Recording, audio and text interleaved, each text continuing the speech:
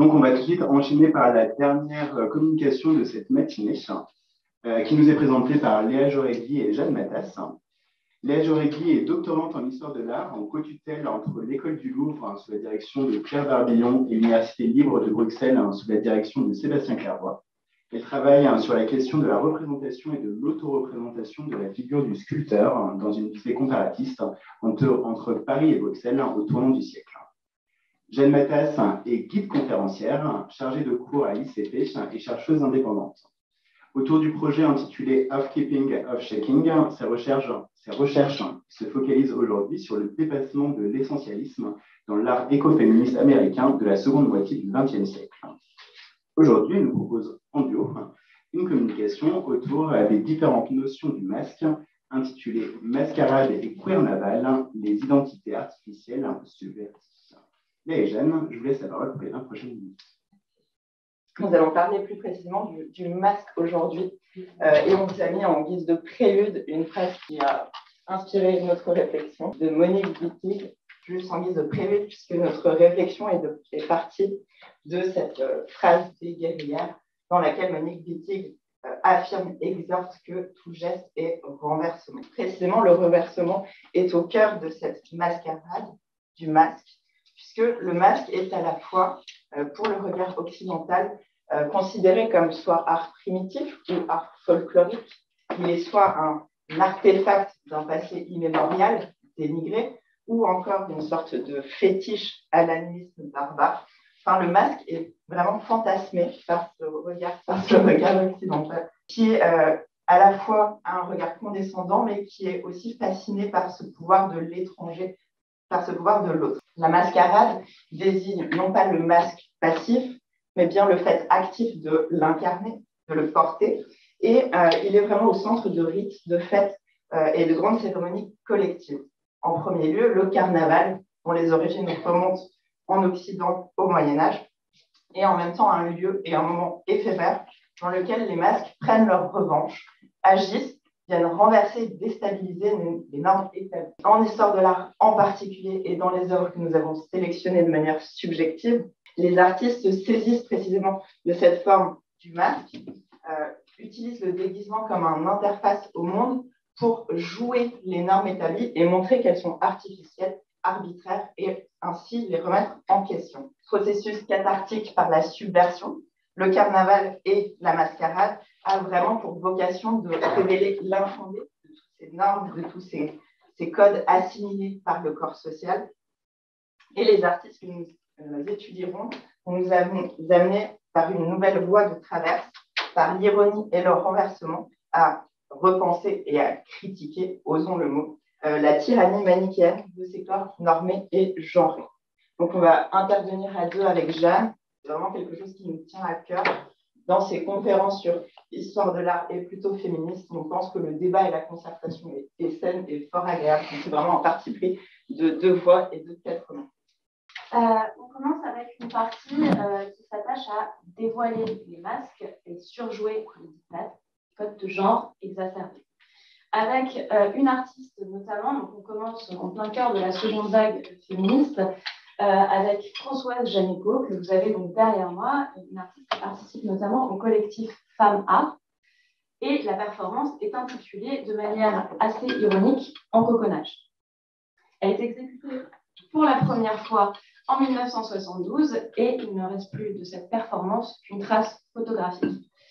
L'artiste raconte, pour expliquer la jeunesse de son œuvre, qu'elle se sentait coincée dans son rôle à la fois de mère, d'artiste et d'épouse, et qu'elle avait besoin d'avoir recours à une image assez forte, assez symbolique, et va décider de s'enrouler de ficelles, des pieds à la tête, devant un public, et avec la bande-son de son mari, Bernard Haitink, une bande-son de 18 minutes, que je vous enjoins à écouter si vous avez l'occasion, pour imaginer le rythme de la performance et comprendre que cette action était véritablement difficile à réaliser, douloureuse.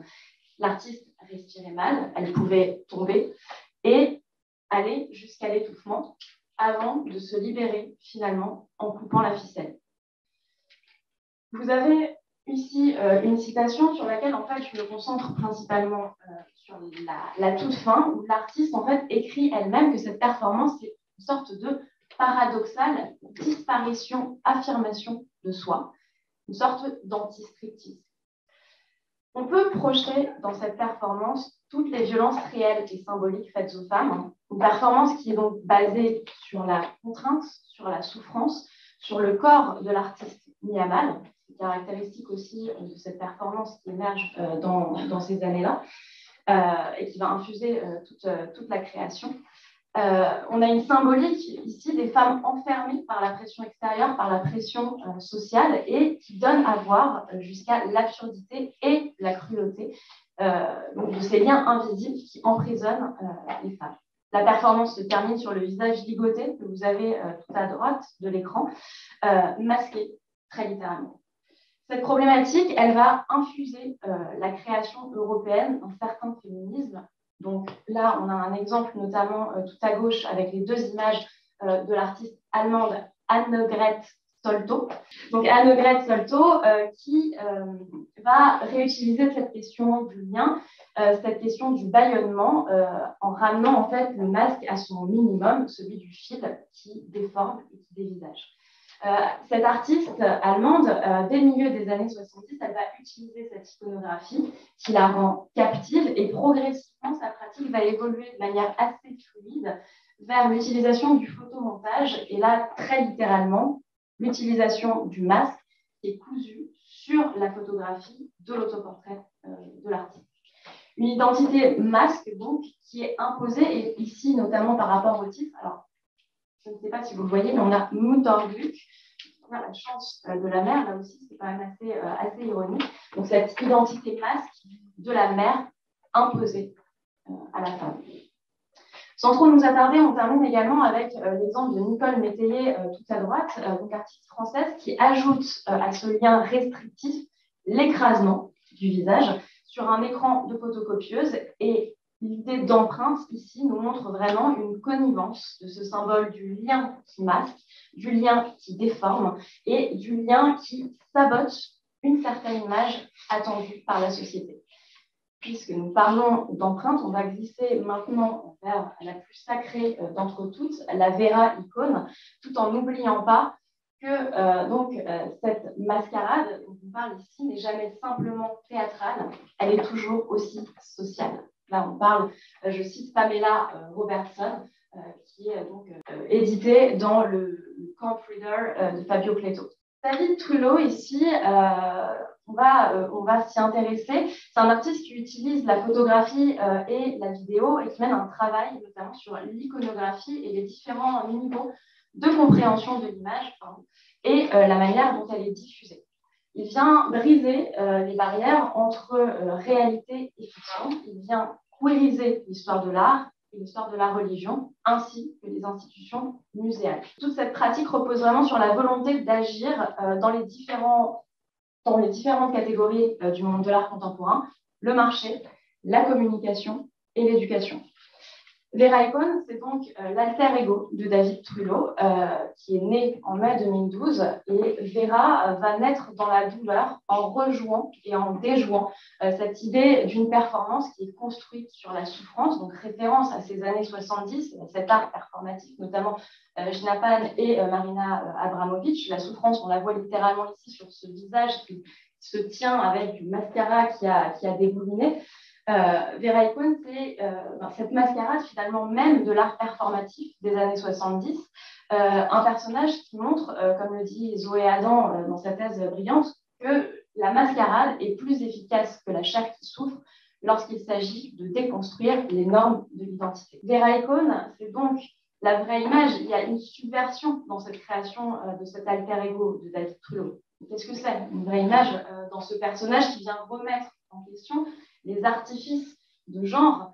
Il y a vraiment aussi une dimension programmatique, parce que c'est à la fois une image christique et une image warholienne, et ça, il insiste vraiment là-dessus, notamment la référence aux autoportraits en drague avec cette relique sacrée de la perruque de Warhol.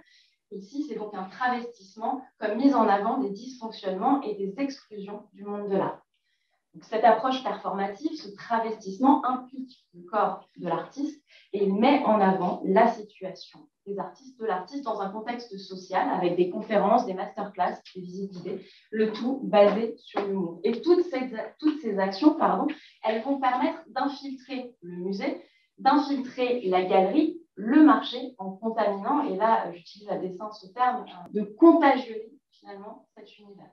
Vous avez également derrière moi des photographies qui sont réalisées par un artiste qui s'appelle Pablo Sola, qui travaille avec David Trullo. Et ici, cet artiste, il va vraiment déconstruire le regard dans une perspective queer en analysant notamment l'artificialité des représentations. Et lui-même, dans son discours sur sa pratique photographique, parle de démasquer l'artificialité des constructions sociales en révélant notamment les simulacres dont nous nous nourrissons. Donc ici, on a une véritable mise en faille. Là encore, je m'appuie sur les écrits de Zoé Adam, la mise en faille comme posture critique qui révèle l'absurdité des codes de genre par une stigmatisation de la domination par ces signes mêmes. Et là, je cite Baudrillard dans Carnaval et Cannibale. Donc, double mise en abîme ici également pour terminer avec donc, cette photographie où vous avez la représentation de Vera Icône qui tient un portrait de Pablo Sola, parodie lui-même une œuvre de Cindy Sherman. Profondeur donc de réflexion et de remise en cause de ces représentations qui viennent souligner les identités flottantes.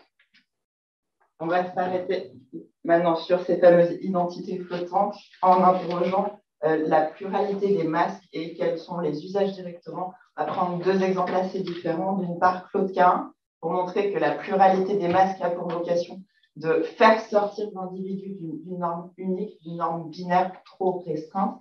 Et de l'autre, avec Laurence et Boudry, comment le masque permet d'incarner des individus invisibilisés pour leur donner voix et venir rééclairer notre présence. Donc, tout d'abord, Claude Cahun, je vais hélas aller assez rapidement avec qu'un seul collage, parce qu'il y a beaucoup de choses à en dire. Donc, Claude Cahun, qui est le pseudonyme de Lucie Schwab, publie dans les années 1930 un recueil autobiographique qui s'appelle Aveux non avenus. Dans celui-ci, il y a à la fois l'autobiographie qui passe par la forme du fragment, où elle va changer de pronom, etc., endosser plusieurs personnages textuels, qui fait face à un ensemble de 10 héliogravures qui sont le résultat de photomontages à partir d'autoportraits photographiques.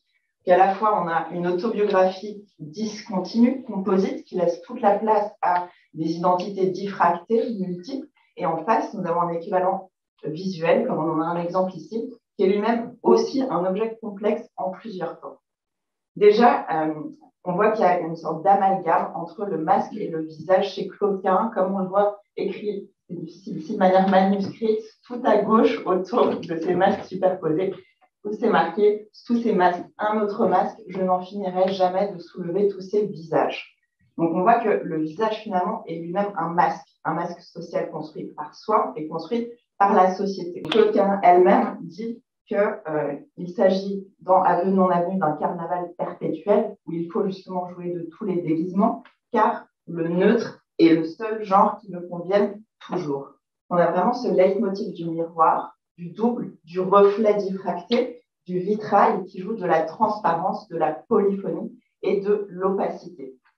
Donc, je parlais de ce masque composite avant d'avoir un peu digressé, puisque pour produire ces collages d'autoportraits, Claude Cahun se farde, elle vient incarner plusieurs archétypes. Ensuite, elle se met en scène et est photographiée par sa compagne Marcel Moore, pseudonyme de Suzanne Malherbe. Ensuite, elle découpe ses autoportraits photographiques qu'elle vient recomposer dans le champ hétérogène de l'image avec des écritures manuscrites, des schémas, par exemple, en haut, qui rejouent un peu les images médicales.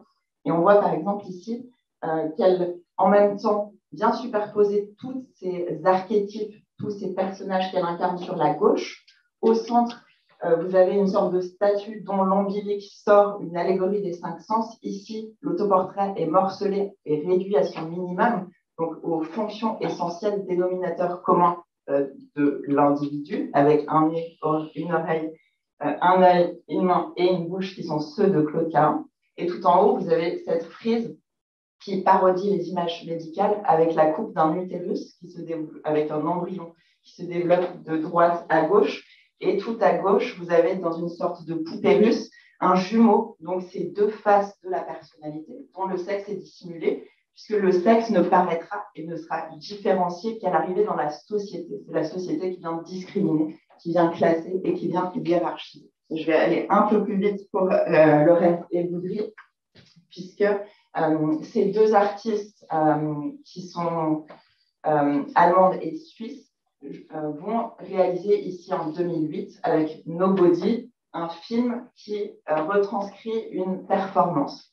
Dans celle-ci, le performeur Werner Hirsch incarne une femme à barbe qui s'appelle Amelia Jones, une célèbre femme à barbe du 19e aux États-Unis. Donc, le performeur est ici grimé en femme à barbe, en quelque sorte. Il vient incarner une personne invisibilisée, une personne anticonformiste en quelque sorte, et il prend place dans un amphithéâtre médical en montrant des gravures anatomiques qui sont issues de l'ouvrage de Magnus Hirschfeld en allemand, qui est l'un des premiers sexologues dans les années 1930 à théoriser l'homosexualité comme un fait et non pas comme une pathologie. Donc ici, c'est la femme à barbe, le spécimen, le monstre en quelque sorte du cirque, qui reprend l'autorité et qui vient parodier le discours médical dans un amphithéâtre de médecine qui est un espace de domination, de catégorisation. Donc il y a un renversement ici qui est voulu. Il y a la reprise d'une relecture subjective de l'histoire qui revendique l'anachronisme comme un moyen de faire s'affronter, de fertiliser en quelque sorte le passé et le présent par ces conflagrations. Donc c'est vraiment cette relecture de l'archive subjective qui est revendiquée comme un moyen de construire les lignées d'un art queer et de permettre, par ces échos, de dénormaliser et déhiérarchiser, interroger les normes en les relativisant, en les remettant dans leur contexte historique, ce qui nous permet au présent d'essayer de faire la même chose. On voit ici que c'est une sorte de relecture du carnaval par cette scène qui fait référence au cirque, le cirque lui-même étant un espace hors du temps, hors de l'espace que la société admet en quelque sorte comme un conservatoire de contre-modèle, comme un carnaval perpétuel en marge. Dans notre troisième partie, on va davantage s'arrêter sur les performances avec cette question de l'incarnation des masques pour exalter ici une certaine hybridité un peu plus interactive avec le public.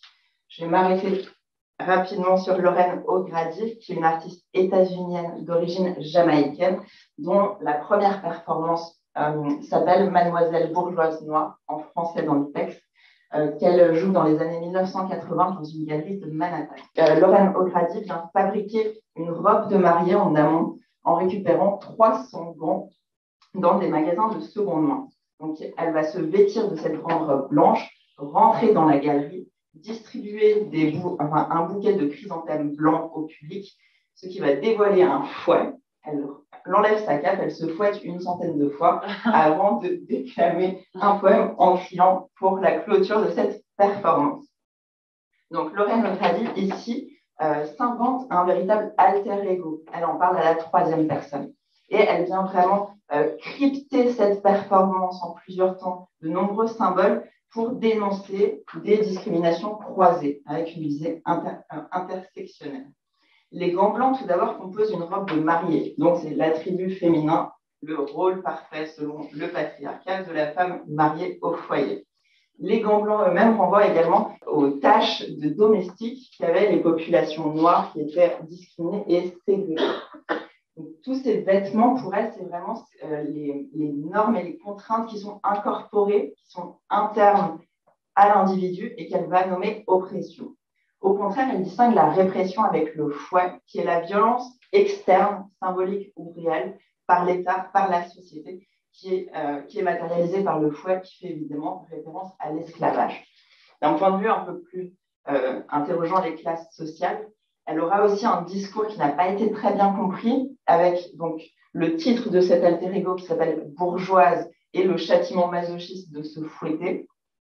En quelque sorte, dénoncer la complaisance de cette classe moyenne endormie qui n'aide pas à faire avancer l'égalité, et en même temps, elle reconnaît en être issue et avoir les moyens d'être artiste, puisqu'elle profite des bénéfices de cette classe moyenne qu'elle dénonce dans le même temps.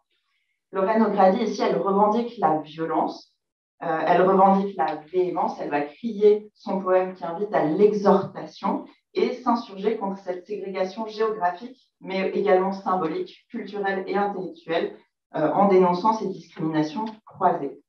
De la même manière, avant notre conclusion, on tenait à parler de Coco Fusco pour montrer qu'à cette performance, à cette mascarade du genre, on va ajouter celle du colonialisme et les pratiques parodiques se retrouvent là encore dans le champ de la performance, notamment Coco Fusco et Guillermo Gomez Peña. Le couple dans la cage, donc c'est le nom de la performance, documente ce voyage itinérant des artistes dans lequel il et elle s'exhibaient comme des Amérindiens du Nil imaginaire en cage. Une performance qui, à l'origine, mélange histoire et fiction dans un but qui était satirique, satire de la notion de découverte.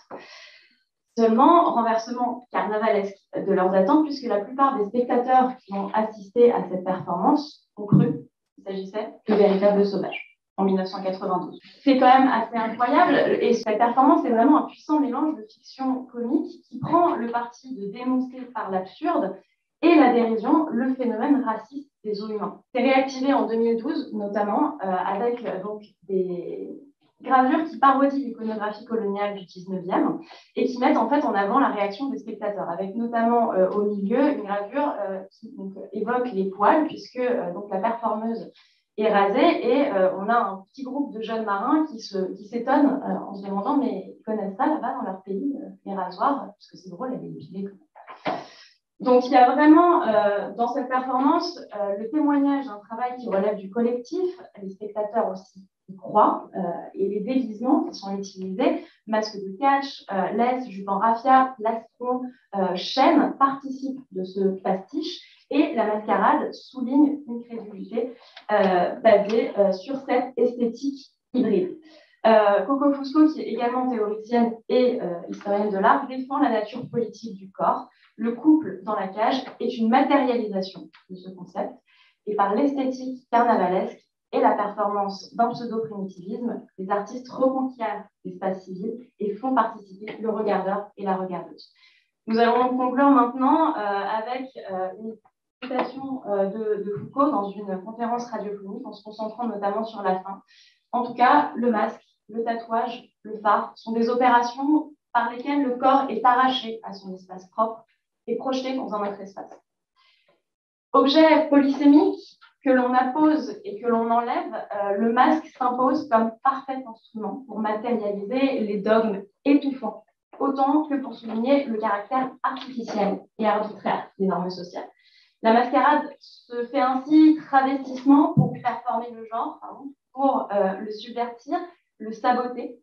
Et au-delà du déguisement qui appelle à revivifier le paradigme carnavalesque afin de renouer avec ce que l'hétéronormativité avait classé, discriminé et hiérarchisé, on a vraiment la parodie et l'incarnation.